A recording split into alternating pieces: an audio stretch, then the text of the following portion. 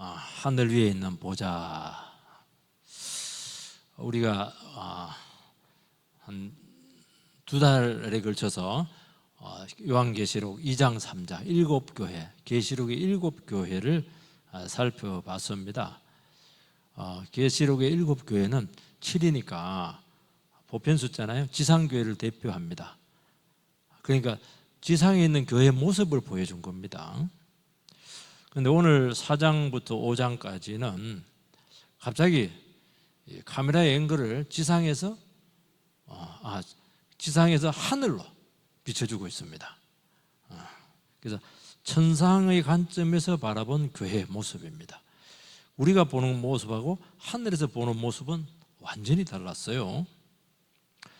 지금 계시록을 받아보고 있는 교회들은 핍박 중에 있고 굉장히 초라합니다. 그런데 하늘의 관점에서 그 교회를 바라보니까 어마어마한 영광의 모습이었습니다. 이 차이가 굉장히 큰 거예요. 굉장히 큰 겁니다. 우리는 이걸 잘 못 느끼는데요.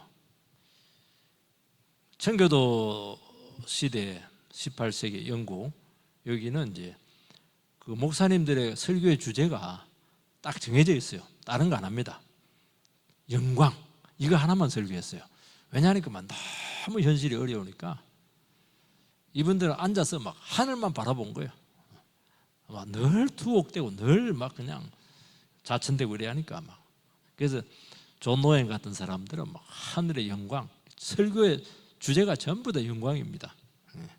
이 사람들은 늘 하늘을 바라보면서 그 순교당하고 고통당하는 그 교회의 현실을 다 이겨낸 거예요. 그런 모습을 보여주고 있는 것입니다.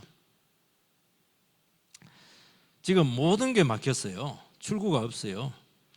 핍박으로 성도들은 지금 잡혀가고 있고 다 두려움에 떨고 있습니다. 그런데 놀라운 일이 생겼습니다. 고개를 들어서 하늘을 바라보니까 하늘의 출구가 이미 뚫려져 있어요. 여는 게 아니고 뚫려져 있습니다. 그리고 가만히 보니까 지금 세상에서 일어나고 있는 일들이 지금 너무 척박하고 이해할 수 없는 일들이 너무 많은데 아니었어요. 모든 결정은 저 천상의 그 보좌에서 지금 다 결정이 되고 있습니다. 그리고 더 놀라운 것은 그 천상에 있는 그 교회의 모습들은 우리 미래의 모습이라는 거예요. 지금 우리 싸우고 있지만 우리가 가야 될 본향이잖아요. 이미 승리가 결정되어 있고 우리의 영광이 지금 확보가 되어 있다는 것을 보여주는 겁니다. 미리 승리가 결정된 싸움을 하고 있고 우리의 영광이 확보된 상태에서 지금 싸우고 있다는 거예요. 지금. 그러니까 우리는 이런 교회 모습을 지금 보고 있는 겁니다. 완전히 다르죠, 시각이. 이때 이제 제일 중요한 게 뭔지 예배입니다. 우리는 왜 예배를 드리고 있습니까? 이 지상 가운데서 이해할 수 없는 일들이 너무 많이 나타나거든요. 있을 수 없는 일들이 너무 일어나고 있거든요. 우리 예배를 드리면서 그 모든 것들을 하늘의 관점에서, 계시의 관점에서 싹 바라볼 수 있는 것이죠. 하늘의 관제탑에서 돌아보고 중심을 잡는 겁니다. 예배 전에는 막 늘 흔들렸어요. 막 넘어지고 쓰러지고 막 갈피를 못 잡고 비틀거리고 이렇게 했는데 하나님 앞에 나와서 예배를 딱 드리고 하늘문을 열고 바라보니까 딱 중심이 잡히는 거예요. 마치 북두칠성처럼 내가 지금 바른 길을 가고 있구나. 내가 영광의 길을 가고 있구나. 승리의 길을 가고 있구나. 천상 보좌에서 하나님께서 나를 지지해 주고 있구나. 그러면 중심을 딱 잡는 거예요. 그러면서 힘이 생깁니다. 무슨 힘? 걸어갈 수 있는 힘, 죄와 싸울 수 있는 힘, 진리를 지킬 수 있는 그 지탱할 수 있는 힘, 이런 것들이 딱 생기는 겁니다. 그게 요한계시록은 정말 편차가 굉장히 크다는 것을 알 수가 있어요. 3가지입니다. 첫 번째는 이후에 마땅히 될 일이 뭐냐 하는 것입니다. 1절 말씀을 띄워주시기 바라고 같이 읽겠습니다. 시작. 2일 후에 내가 보니 하늘에 열린 문이 있는데 내가 들은 바 처음에 내게 말하던 나팔 소리 같은 그 음성이 이르되 이리로 올라오라. 이후에 마땅히 일어날 일들을 내가 내게 보이리라 하시더라. 2일 후니까 2장 3장 그 7교회 설교한 후 이제 이런 의미도 갖고 있는데, 요한계시록에서는 이 묵시적인 표현이 많아요. 새로운 계시가 시작이 되었다, 이제 그런 뜻을, 시간적인 개념보다도 새로운 계시가 전개된다는 거예요. 똑같은 상황이지만은 계시가 달라졌다는 겁니다. 그 계시가 뭐냐니까 하늘 문이 열려 있습니다. 이 하늘 문이 뭐냐는 거예요. 하늘 문이. 우리는 천국문이 아닙니다. 천국문은 요한계시록 21장에 보면은 그 천국문이 나오는데, 이거는 천국문, 이 지상 가운데 있을 때 하늘 문이 뚫리는 것입니다. 어떻게 뚫리는 겁니까? 우리가 계시를 통해서 새로운 계시의 세계 속으로 들어가는 거예요. 지금 눈에 보이는 상황들은 지금 모든 것이 지금 역사가 전개되고 있는데, 하나님의 말씀을 탁 붙잡으니까 계시를 통해서 새로운 프리즘이 생기는 거예요. 계시로 들어가서 그 계시 속에서 이 세상을 해석을 해내는 것입니다. 이리로 올라오라 음성이 들리고 있죠. 요한이 그 소리를 듣습니다. 그러니까 굉장히 계시가 생생하다는 거예요. 이 계시의 세계로 올라오라는 거예요. 하나님의 세계로 올라오라는 겁니다. 그래서 열린 문으로 뭐 쭉 빨려서 올라갔다 하기보다도 공중부양을 했다, 그런 의미보다도 성령의 감동으로 우리가 새로운 계시를 받게 될 때 몸이 막 그냥 올라가는 것처럼, 빨려 올라가는 것처럼 그런 아주 특별한 체험을 할 때가 참 많아요. 그거 많습니다. 한순간에 하나님의 계시가 열리게 되면서 상황을 뒤집어내는 그런 일들이 일어난다는 것을 알 수가 있어요. 이거는 고난받는 성도들은 많이 경험을 한다는 거예요. 현실은 핍박입니다. 세상에는 모든 것이 다 닫혀 있습니다. 철문처럼 닫혀 있어요. 뚫고 나갈 길이 전혀 보이지 않습니다. 그리고 아무것도 할 수 있는 게 없어요. 그런데 아닙니다. 하늘에 보니까 문이 열려 있어요. 그 문을 통해서 뭘 봅니까? 하나님의 보좌를 보여주신다는 것입니다. 하나님의 보좌가 무엇이죠? 하나님의 보좌가, 우리가 하나님 말씀을 대할 때 우리는 하나님 보좌로 막 들어가는 거예요. 그러면서 위로받고, 거기서 그냥 내 자신을 찾고 막 그냥. 그래서 여러분들이 힘들고 어려울 때는 설교를 듣는다든지 예배를 드린다든지, 그리고 성경을 읽으면서도 이걸 많이 느껴요. 그렇게 위로가 될 수가 없어요. 다 막혔는데 안 막혔어요. 뚫려 있습니다. 야, 그러니까 우리는 절대로 안 죽습니다. 우리는 앞이 안 보이고 미래가 불투명합니다. 우리에게 있는 이 어려움들은 구조적인 어려움들이기 때문에, 성도들이 지금 당하는 것은 구조적인 어려움들이에요. 내가 잘한다고 되는 게 아닙니다. 언제 끝날지 알 수가 없어요. 한참 부흥하던 교회가 암추에 부딪혔고, 지금 당국에 의해서 미운 틀이 지금 박혀 있습니다. 그런데 하나님께서는 하나님의 말씀을 통해서 하나님의 계획을 보게 하고 미래의 영광을 미리 선제적으로 경험을 하게 하신다는 것입니다. 그러면은 우리 현재 주어진 현실이 크게 다가오지 않고 여러 가지 불안들이 잠재워질 수 있다는 것을 알 수가 있어요. 우리는 할 수 있는 것이 아무것도 없어요. 두 가지밖에 없습니다. 죽든지 망하든지 까무러치든지. 죽든지 살든지 해야지. 우리는 죽든지 살든지가 아니에요. 죽든지 망하든지 뒤집어지든지 까무러치든지, 뭐 맞을래 터질래 깨질래 그렇게 하면 뭐 선택하려고 그래요? 그 다 싫어요. 우리 다 싫어 지금. 그런데 하나님의 말씀을 보면은 우리가 모르는 새로운 세계가 있습니다. 야, 이러니까 우리가 하나님 말씀 붙잡는 거예요. 이러니까 우리가 진리를 의지하는 것입니다. 현실은 다 끝났어요. 그런데 그곳에 보니까 또 다른 열린 문이 열려 있는 거예요. 막다른 골목이야. 다 막혀 있어요. 손을 가지고 쑥 미니까 새 문이 하나 열리는 거예요. 참 하나님 희한해요. 그러면서 그곳으로 오라는 거예요. 들어와. 들어가니까 거기에 다 있는 거예요. 거기에 모든 게 다 있는 거예요. 현실이 이해가 되고 감당이 되고, 그 현실 너머에서 주님께서 일하고 있는 겁니다. 너는 지금 눈에 보이는 로마 황제만 보이지? 아니야. 내 로마 황제 목덜미를 내가 쥐고 있는 거야. 하나님께서 지금 일하고 있는 거야. 그걸 보여준다는 겁니다. 대단하죠. 이 보면 이후에 마땅히 될 일을 내가 내게 보이리라. 이후에 마땅히 될 일이 무엇이죠? 우리에게 보여준 게 우리의 미래를 보여줍니까? 네가 어려움 겪고 나서 잘해서 좋게 될 것이다. 아니면 사도 요한 같은 경우에는 지금 유배가 당하고 있는데 유배가 풀려서 그 사랑하는 교회로 다시 복귀할 수 있는 것입니까? 그게 아니에요. 그렇게 하나님께서 미래에 될 일을 보여주지 않습니다. 우리는 자꾸 이런 걸 봐야달라. 취직이 안 됐으니까 취직이 된다든지 이렇게 눈에 보이는 걸 자꾸 요구를 하는데 하나님께서 그렇게 하지 않습니다. 하나님의 구원 계획을 보여주신다는 것입니다. 마땅히라고 하는 것은 응당 그렇게 되어야 한다는 하나님의 의지적인 표현이에요. 하나님이 그렇게 마땅히 그렇게 되도록 하겠다는 거예요. 하나님이 하겠다면 되는 거예요. 내가 하겠다면 안 돼요. 하나님이 하겠다면 되는 거예요. 그래서 하나님의 계획과 뜻에 따라서 필연적으로 되어질 현실들을 이야기하는 것입니다. 여러분 고난 중에 있죠. 핍박 중에 있죠. 미래는 절망이요 파멸입니다. 이건 자연적인 거예요. 이거는 누구나 예측할 수가 있는 거예요. 그러나 하나님께서는 그게 아니라는 거예요. 그거는 너 생각이고 나는 너에게 마땅히 되어질 일, 반드시 필연적으로 될 일, 그 일을 너에게 보여주겠다는 겁니다. 그래서 위대한 거예요. 그래서 하나님의 말씀이 현실이라는 거예요. 우리가 생각하는 현실이 아니고 우리가 듣고 있는 하나님의 말씀이 현실이라는 거예요. 어려울수록 이 현실, 하나님의 말씀이 통해서 이루어질 이 현실을 붙잡으라는 거예요. 실현될 현실.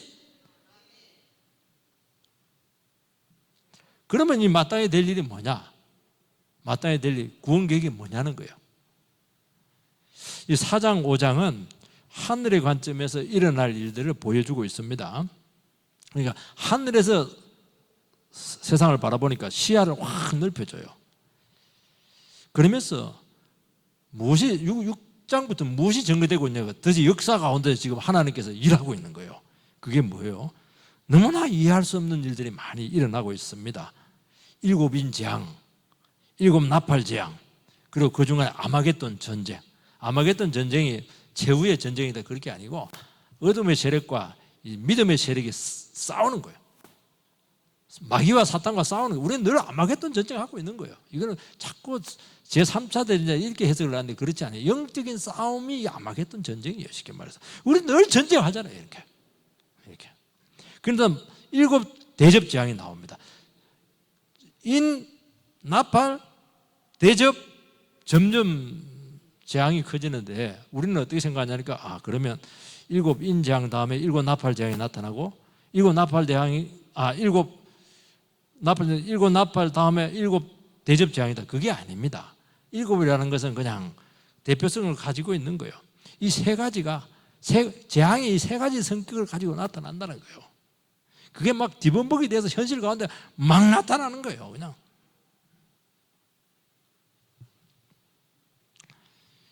우리 교회 시대는 바로 이런 재앙이 일어나게 되고 7년 대환란 이런 거 그런 거 신경 쓰지 마세요. 이 재앙의 원리들을 알아야 된다는 거예요. 대접 재앙, 나팔 재앙, 그 다음에 인재앙 원리를 알면은 이 재앙들을 이길 수 있다는 것을 이야기하는 것입니다. 이거는 교회가 마땅히 겪어야 될 싸움이에요. 몇 가지만 살펴봐도 금방 감이 올 겁니다. 황제 숭배와 싸워야 됩니다. 우상 숭배와 핍박과 싸워야 돼요. 그 모든 교회를 압박하고 있는 나쁜 악한 제도들 지금 우리 한국에서 일어나고 있잖아요. 지금 반기독교 지금 법들이 지금 제정되려고 하고 있잖아요. 지금 전쟁이 막 일어나고 있잖아요. 지금 전쟁이 일어나고 있잖아요. 지금 눈에 보이는 전쟁, 눈에 안 보이는 전쟁이 일어나고 있잖아요.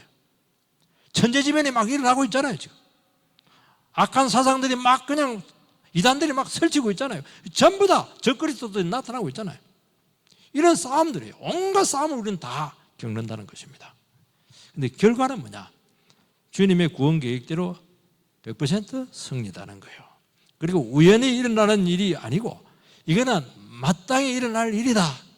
마땅히 하나님의 계획 가운데 그 재난과 고통과 핍박과 여러 가지 잘못된 가르침과 마귀와의 싸움 그 전부 다 하나님의 손 안에 있고 그 악도 전부 다 하나님의 계획 안에 있다. 좋은 목적으로 쓰일 것이다. 이렇게 우리는 받아들이게 되는 것입니다. 여러분, 재앙이 많이 일어나고 있습니다. 또 이해할 수 없는 일들이 많이 일어나고 있습니다. 그럴 때마다 우리는 자동이에요. 망했구나. 내 이렇게 될 줄 알았지. 그 속단하지 말라는 거예요. 우리 자꾸 속단하거든. 맞아. 내 이렇게 살다가는 쪽박차기 딱 맞지. 항상 우리는 그렇게 미리 망할 상황을 설정을 해놓고 미리 죽어버려요. 아니, 가보지도 않고, 아니, 가봐야지. 가보지도 않고 미리 나는 저렇게 될 거야. 나는 60살 되면은 그냥 암 걸려가지고 왜냐, 배가 지금 아프거든. 미리 설정을 하고 미리 죽어 있어요.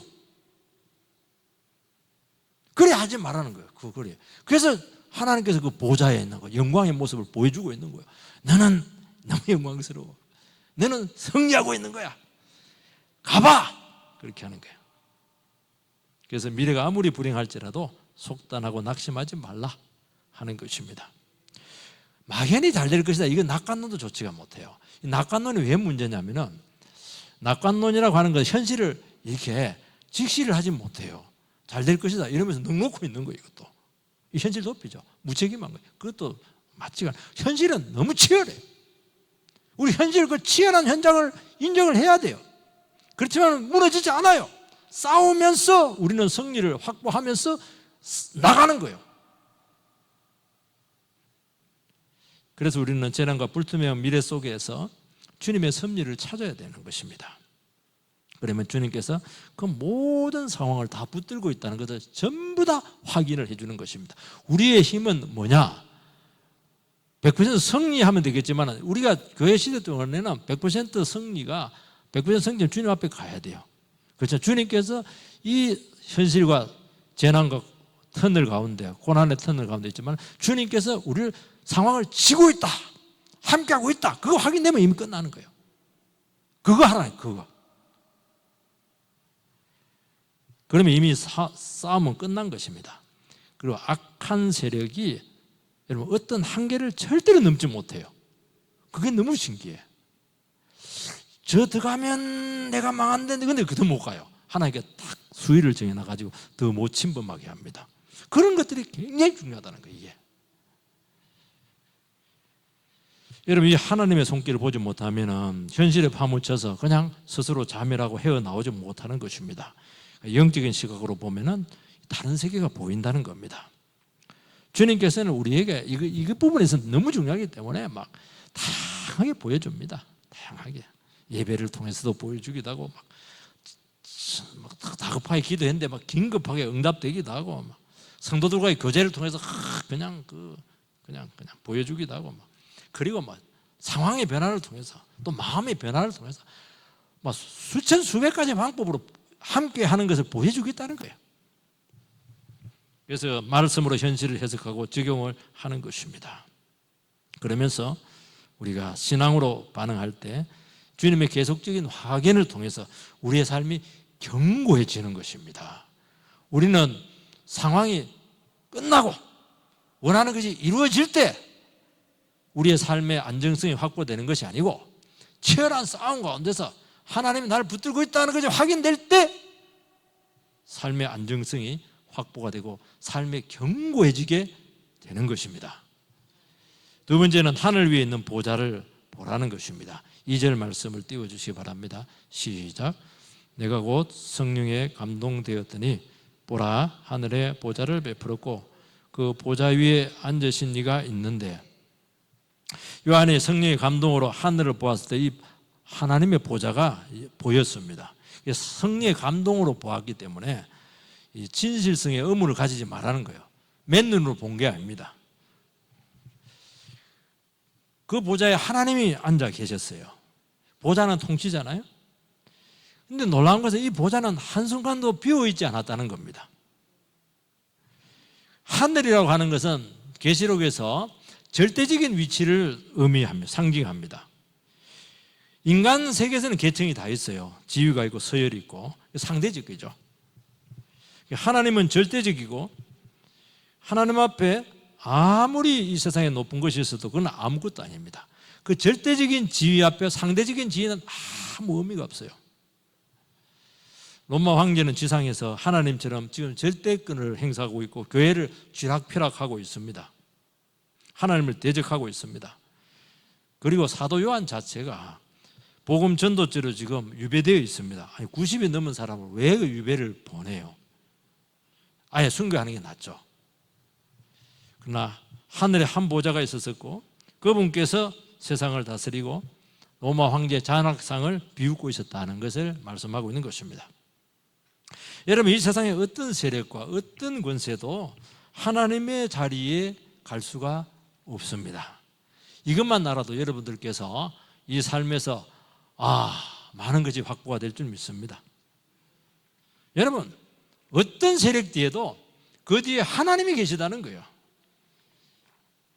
하나님의 무한성과 절대성을 깨뜨릴 수도 없고 제한할 수도 없습니다. 그게 하나님의 모습이에요. 우리는 막 내가 기도 적게 하면은 하나님의 능력이 적어지겠지? 아닙니다. 내가 돈이 좀 없으면은 하나님이 그냥 덜 부자겠지? 아닙니다. 그 아무 상관없어요. 우리의 상태와 아무리 상관이 없어요. 내가 힘이 딸리고 나이가 들고 병이 들고 상황이 안 좋으면 하나님도 힘도 딸리겠지? 아닙니다. 더 세요. 그게 하나님의 무한성이고 절대성을 이야기하는 것입니다. 우리 아무 상관이 없어요. 우리는 내 상태가 중요하거든요. 내 상황이 중요하거든요. 내 처지가 중요하거든. 아니라니까요. 그거는 지금 상대적인 이 땅에서의 보는 눈이고 믿음으로 바라보면 내가 더 약하기 때문에 그분이 더 크신 거예요. 내가 없기 때문에 그분이 더 부자인 거예요. 그 원리를 알아라는 겁니다. 하나님께서는 한 가지는 용서를 못해요.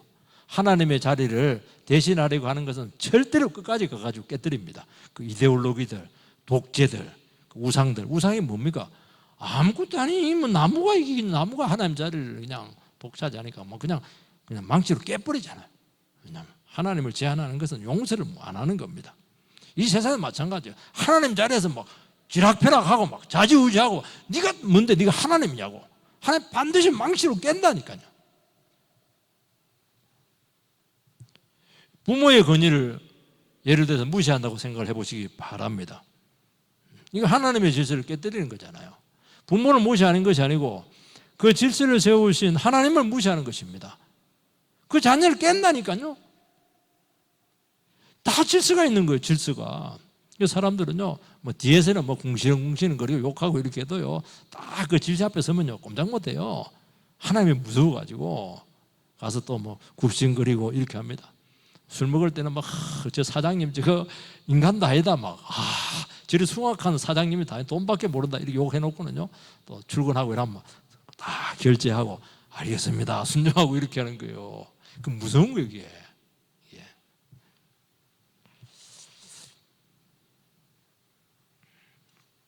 모든 인생은 하나님 질서 안에서 마땅한 생각과 처신을 할 때 지켜주시고 세상의 어떤 건지도 하나님의 자리 근처에도 갈 수가 없다 말씀하고 있는 것입니다. 우리 삶에 하나님의 잔을 넘보는 거 많잖아요. 소유도 그렇고 지식도 그렇고 권력도 그렇고 지위도 그렇고. 그러나 어떤 것도 하나님의 권위를 훼손하게 하지 못한다는 것입니다. 이게 너무 귀한 거예요. 우리는 부모님이 너무 절대적이었는데 나이 들고 이렇게 하면 막 부모님이 막 실직당하고 이렇게 하면 막 너무 갑자기 초라해져요. 그러면서 부모의 권위가 훼손되잖아요. 하나님은 그런 추한 꼴을 절대로 안 보이겠다는 거예요. 얼마나 아름다워요. 우리는 너무너무 추한데 하나님은 계속 영광 가운데 있다는 거예요. 야, 이것만 생각하면 나는 험한 꼴 안 나가겠구나. 우리 아버지가 든든한데 왜 내가 험한 꼴을 보여? 아버지가 막 이빨 빠지고 막 이렇게 하면 우리가 힘들 텐데 안 그렇잖아요. 교회는 주님이 머리가 되시고 주님의 피로 구속받은 성도들이 몸이 되어서 이루어진 성령의 공동체입니다. 교회를 건드리는 것은 뭐냐? 머리 대신 주님의 눈을 찌르는 거예요. 교회를 상대로 싸워서 망하지 않는 권력이나 세력이 없습니다.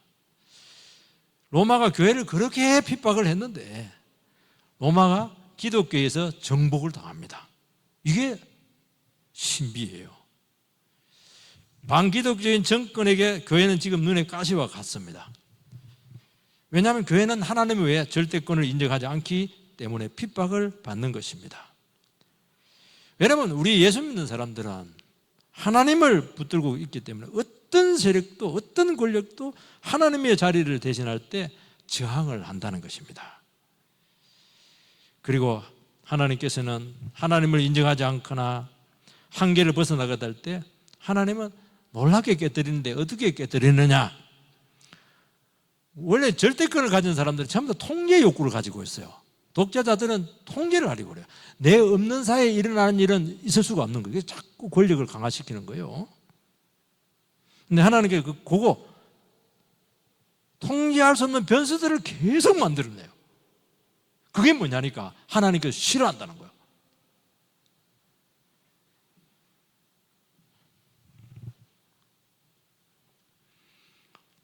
그래서 인간 절대자의 오만과 독선과 무지를 응징하는 것입니다. 여러분, 하나님을 놓치면은 우리 삶에도 마찬가지입니다. 통제할 수 없는 변수들이 계속 나타나고 여러분들을 두렵게 하게 할 겁니다. 우리는 눈에 보이는 상황이 두렵다고 생각을 해요. 이런 지금 돼가는 모습들이 두렵다고 생각 아닙니다. 왜 두렵냐니까 하나님이 우리 삶을 통제하고 있다는 그것을 놓쳐버리게 될 때 그때 우리를 두렵게 하는 것입니다. 우리의 생사권은 주님께 있죠. 우리에게 두렵게 하는 것이 있으면은 우리는 보좌에 계신 절대자를 보아야 될 것입니다. 그 순간 모든 두려움과 불안은 사라지게 되는 것입니다. 이것이 안 되면은 신앙의 맥을 추지를 못해요. 여러분, 그렇게 대단하게 보이잖아요. 우리는 여기서 뭐 빠져나갈 수가 없을 것 같아요. 근데 시간이 좀 지나면은 그거 힘이 쫙, 바람이 쫙 빠집니다. 그리고 종말이 보이는 거예요. 하나님께서 이 힘 빼는 거, 김 빼는 거 이런 거 너무너무 잘하세요. 그래서 믿음이 이기는구나, 그런 고백을 하는 것입니다. 불안과 두려움과 염려 속에 참 얼마나 우리가 타협하고 싶었었고 우리의 옆길로 가고 싶었겠습니까? 그래도 끝까지 믿음을 지킨 것이 그렇게 감사하다는 것입니다. 우리는 누구의 눈치를 봐야 되겠습니까? 저 위에 계신, 자정에 계신 그분의 눈치를 보면서 욕망도 절제하고 생각도 절제를 하고 또 유혹도 이기고 자기 자신도 제한시키고 힘들 때는 막 욕구가 올라와요. 대안들이 올라와요. 그 전부 다 잘라버리고 하나님 한 분 시선을 딱 고정해서 가게 되면은 하나님께서 그 영혼의 안정성을 그 즉시 주시겠다고 말씀하고 있는 것입니다. 3절 말씀을 띄워주시기 바랍니다. 같이 읽읍시다. 시작.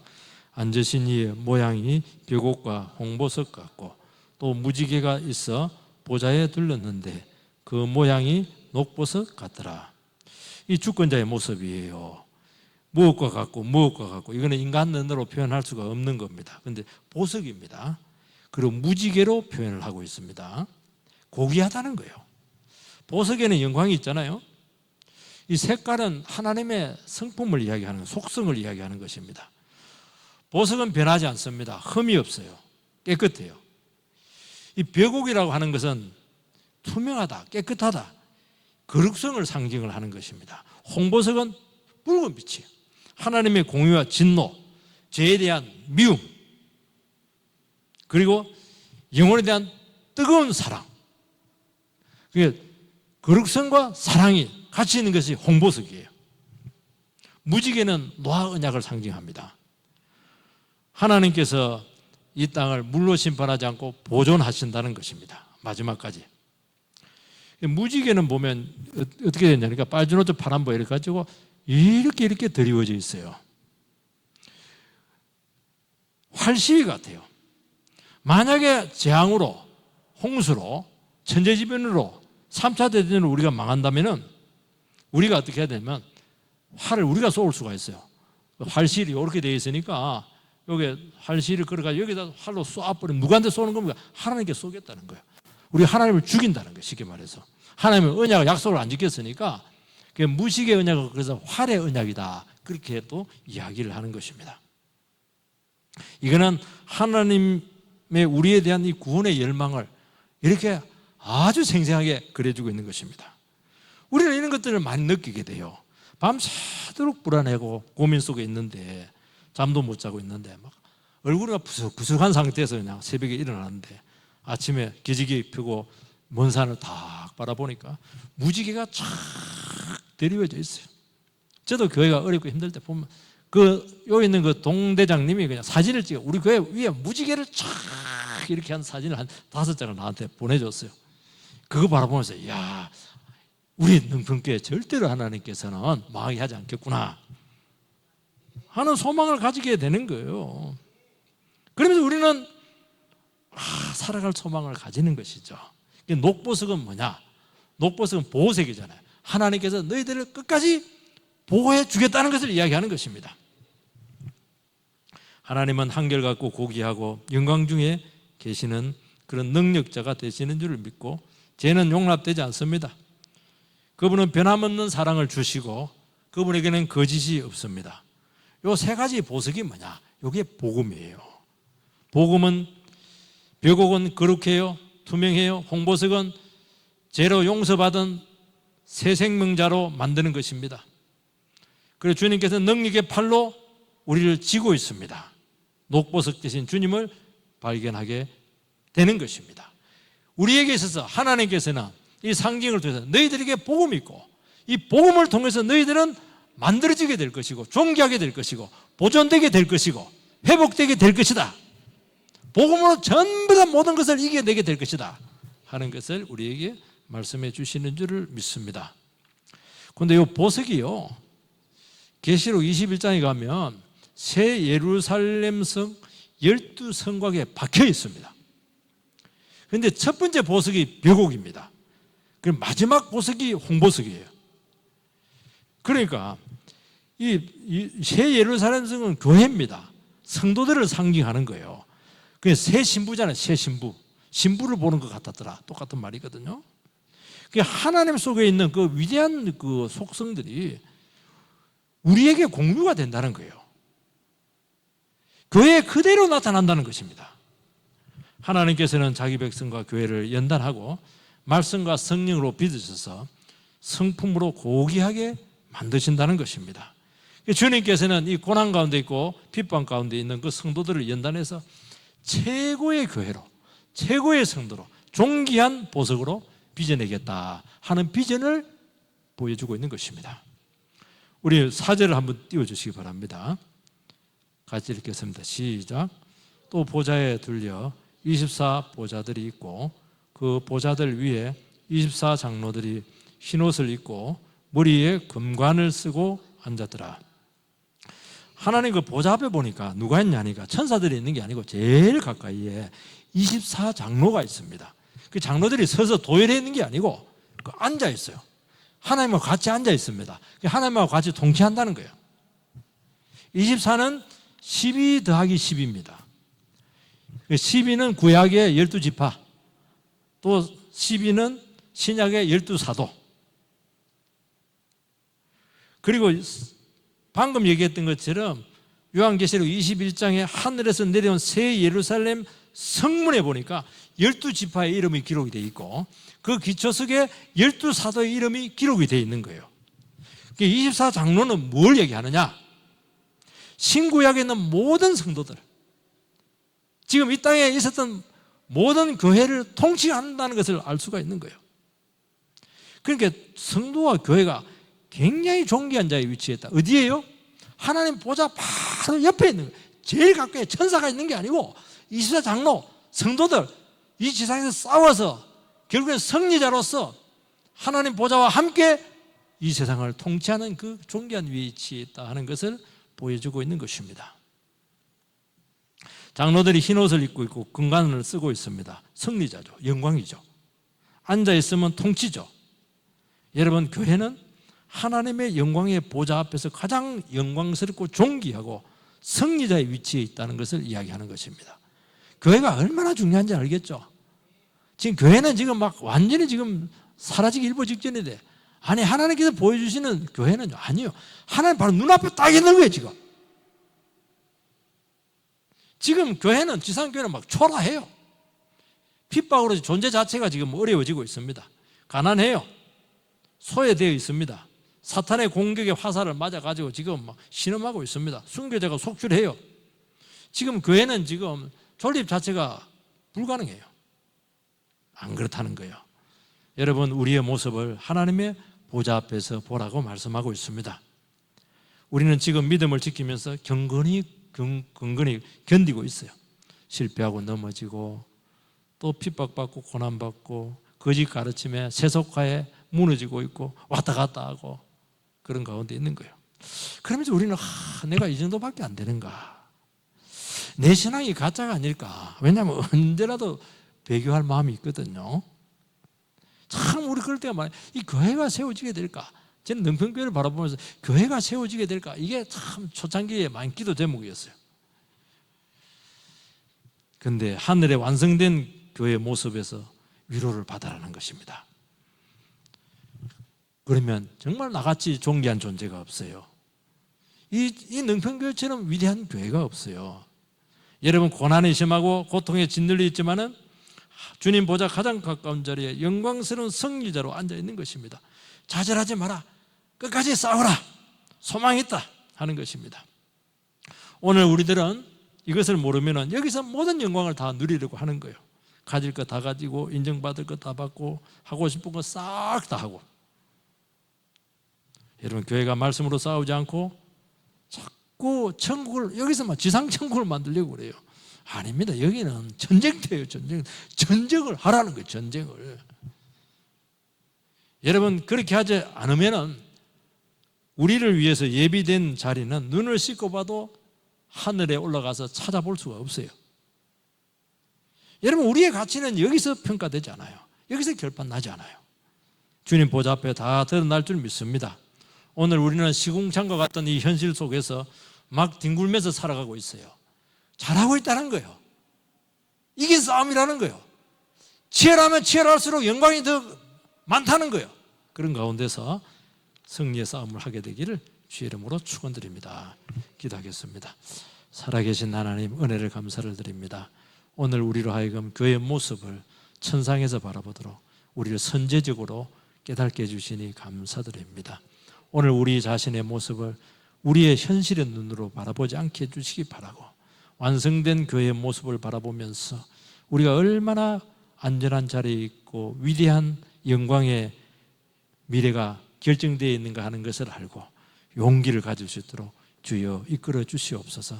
이곳에서 막 말씀으로 또 죄짓는다고 다그침 받고 이렇게 살아서는 안 된다고 막 잔소리 듣기도 하고, 하나님 아버지 참 그런 걸 바라볼 때마다 내 신앙이 뭔가 좌절할 때가 많지만은 그렇지 않습니다. 우리처럼 존귀한 자들이 없고 우리처럼 안전한 자들이 없다는 것을 알고 믿음의 싸움을 잘 감당할 수 있도록 붙들어 주시옵소서. 예수님 이름으로 기도하옵나이다. 아멘. 40장 찬송을 드립니다.